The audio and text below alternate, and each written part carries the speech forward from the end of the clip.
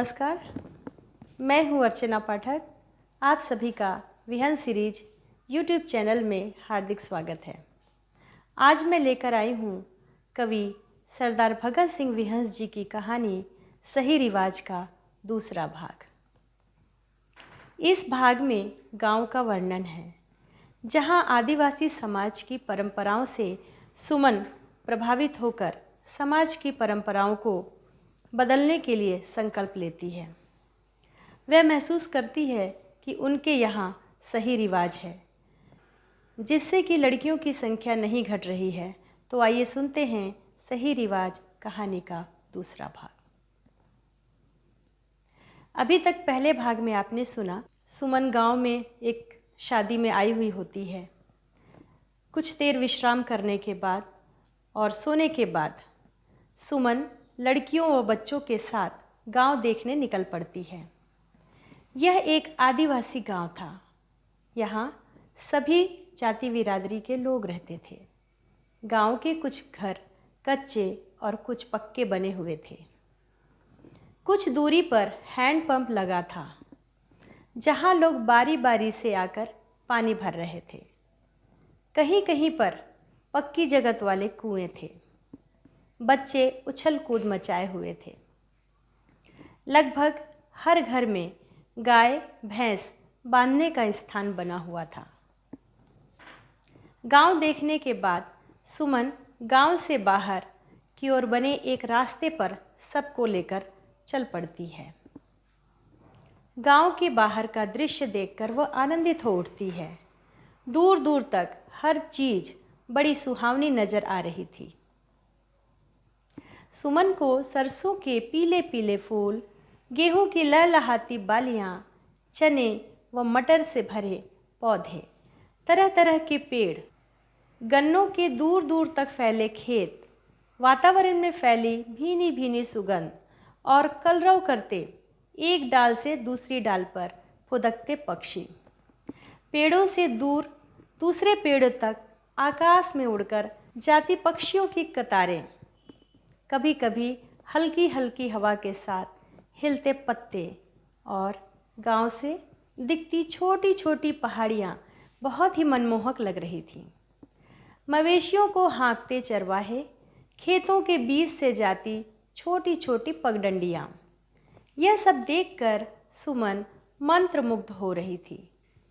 सभी लोग कभी मटर तोड़कर खाते, कभी चने खाते। बच्चे उछल कूद कर आगे बढ़ रहे थे। घर में मेहमानों के आने पर अक्सर बच्चों को ही ज़्यादा खुशी होती है। आगे जाकर देखने पर गन्ने का रस निकालने वाली मशीन लगी हुई थी, जिसे बैलों द्वारा घुमाया जा रहा था।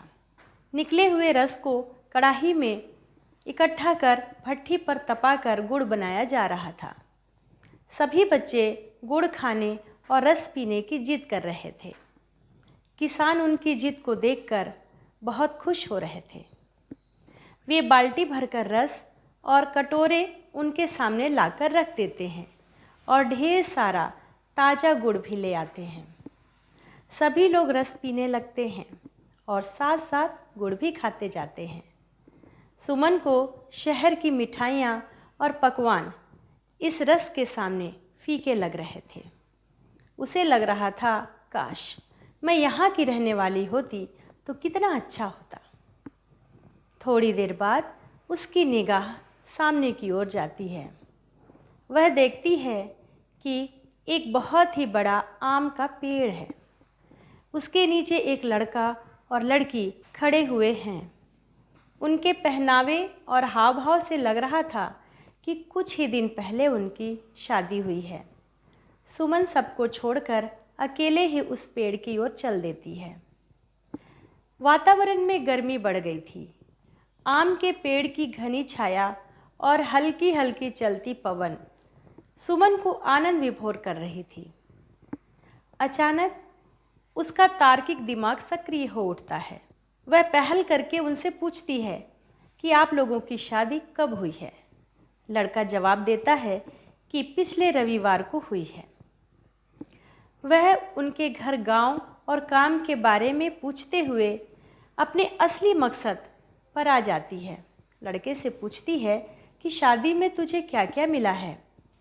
लड़का हंसने लगता है। शादी में क्या मिलता है? सुमन ने समझा शायद लड़का मेरी बात नहीं समझ पाया है। वह दोबारा पूछती है कि आप लोगों की शादी कैसे होती है? लड़की वाले क्या क्या देते हैं? लड़का लड़की दोनों सुमन की बातें ध्यान से सुनने लग जाते हैं और बोलते हैं कि हमारे यहाँ लड़की वालों को कुछ भी नहीं देना पड़ता, न खिलाना पड़ता है। लड़के वाले ही खाने का सामान पहुँचा देते हैं, उसी को बनाकर सभी लोग खाते हैं। कोई मांग नहीं होती, बल्कि उल्टा लड़की वालों की इच्छानुसार ही शादी होती है। आदिवासियों के रीति रिवाज और लड़की वालों का सम्मान देखकर सुमन हैरान हो जाती है और सोचती है जिन्हें हम असभ्य समझते हैं वो हमसे कितने ज़्यादा सभ्य हैं। इनके रीति रिवाज कितने अच्छे हैं। तथाकथित हम लोग अपने आप को सभ्य समझने वाले कितने अमानवीय, संवेदना रहित और दुष्ट हैं, जो दहेज के लिए कितने घटिया स्तर पर उतर आते हैं और कुछ भी कर गुजरते हैं। सुमन का चेहरा तमतमा उठता है। वो मन ही मन कठोर निर्णय लेती है, मैं इस प्रथा को बदलूंगी, चाहे कुछ भी हो जाए, कितना भी कष्ट सहना पड़े। कई प्रकार के विचार आते हैं कि मेरे अकेले के इस प्रथा के विरोध में खड़े होने से क्या होगा। तभी वह सोचती है कि एक दिए से ही दूसरे दिए जलते चले जाते हैं। शुरुआत कोई एक ही करता है। इस प्रकार ये धीरे धीरे प्रथा बन जाती है। अच्छी बात होने के कारण सब अपना लेते हैं। जहाँ पर उसकी लड़कियाँ व बच्चे बैठे थे वो वापस आ जाती है। सब लोग रस और आए गुड़ को खत्म करने लग जाते हैं। इधर उधर घूमने के बाद अब ये लोग घर की ओर वापस जाने लगते हैं। सुमन के दिमाग में तरह तरह के विचार घूम रहे थे। वह भावी योजना बनाने में लगी हुई थी। उसे रास्ते में कोई भी किसी भी प्रकार के दृश्य नजर नहीं आ रहे थे। रात को ही बाबूलाल जी अपनी पत्नी और सुमन के साथ मिलकर वापस अपने घर आने की तैयारी करने लग जाते हैं। पूरा सामान बंध जाने और खाना खाने के बाद इधर उधर की बातें कर सब सो जाते हैं। सुमन को नींद नहीं आ रही थी। उसके अंदर एक विद्रोह की भावना जन्म ले चुकी थी और उसने संकल्प कर लिया, चाहे कुछ भी हो जाए वो दहेज प्रथा के विरोध में खड़ी होगी। अचानक उसे क्या सूझता है कि वह पूजा कक्ष में जाकर भगवान से प्रार्थना कर शपथ लेती है कि वह दहेज देकर नहीं लेकर शादी करेगी। आंखों में आंसू लाकर कहती है, हे भगवान मुझे शक्ति देना, मैं अपने संकल्प से न डगमगाऊं, और अपने कक्ष में आकर सो जाती है। देर रात तक जागने के कारण सुमन की नींद सुबह जल्दी नहीं खुलती। माँ आकर जगाती है, बेटा जल्दी तैयार हो जा, गाड़ी का समय हो गया है। सुमन हड़बड़ाकर उठ बैठती है और तैयार होने लगती है। गांव जाते वक्त बस से जो वह इधर उधर के दृश्य देख रही थी, आते वक्त उसे कुछ भी दिखाई नहीं दे रहा है। वह गुमसुम सी थी। कई बार बाबूलाल जी व उसकी माँ टोक चुके थे, बेटी इतनी सुस्त क्यों हो, क्या तबीयत ठीक नहीं है? सुमन कहती है, ठीक है, लेकिन फिर वह अपने विचारों में खो जाती है। घर पहुंचने के बाद सब अपने दैनिक कार्यों में व्यस्त हो जाते हैं। समान दिनचर्या चालू हो जाती है। अब रात दिन सुमन को अपना संकल्प याद आता है, कब उसे क्या जवाब देना है और परिस्थितियों का कैसे सामना करना है। इसी के बारे में वह सोचती रहती। अब वह समाचार पत्र में लड़कियों के संबंध में घटी किसी भी घटना को बहुत ध्यान से पढ़ती और इस प्रकार के समाचारों की कटिंग लेकर एक फाइल में रखती जा रही थी। वो देख रही थी लगभग प्रतिदिन लड़कियों के साथ अत्याचार हो रहे हैं। उसका अंतर्मन चित्कार कर उठता है। कैसे लड़कियों के साथ जबरदस्ती शादी की जा रही है। जबरदस्ती धर्म परिवर्तन हो रहे हैं।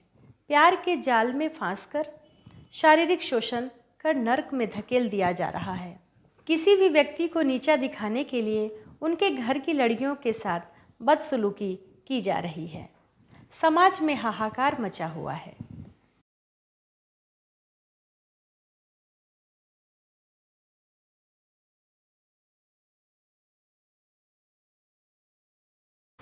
आप देख रहे हैं विहंस सीरीज यूट्यूब चैनल पर सरदार भगत सिंह विहंस जी की कहानी सही रिवाज का दूसरा भाग।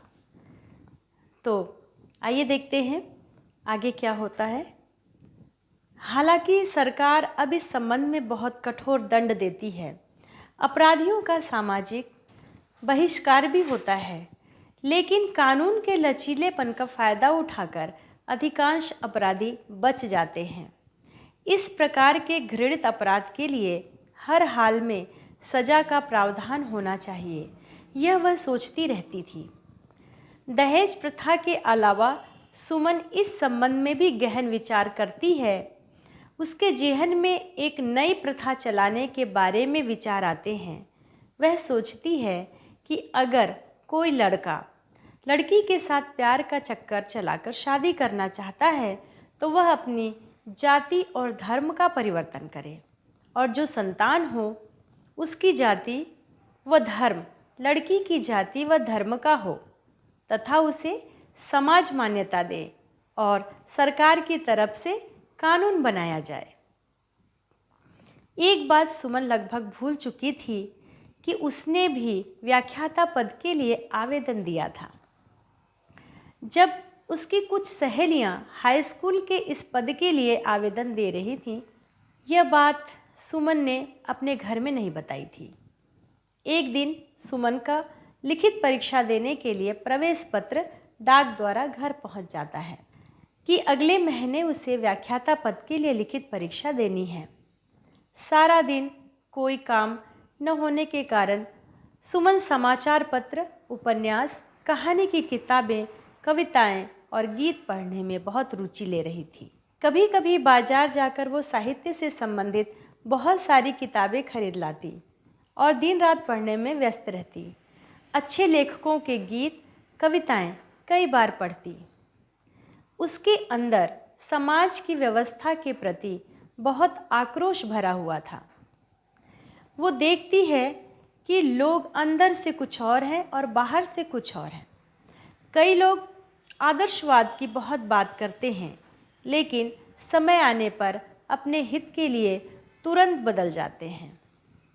समाज, सरकार और धर्म के ठेकेदार किस प्रकार से साधारण लोगों का शोषण करते हैं और किस प्रकार से हमारी धार्मिक एवं सामाजिक व्यवस्थाएं लोगों का जीना दूभर की हुई हैं, यह सब उसे दिखाई देने लगता है।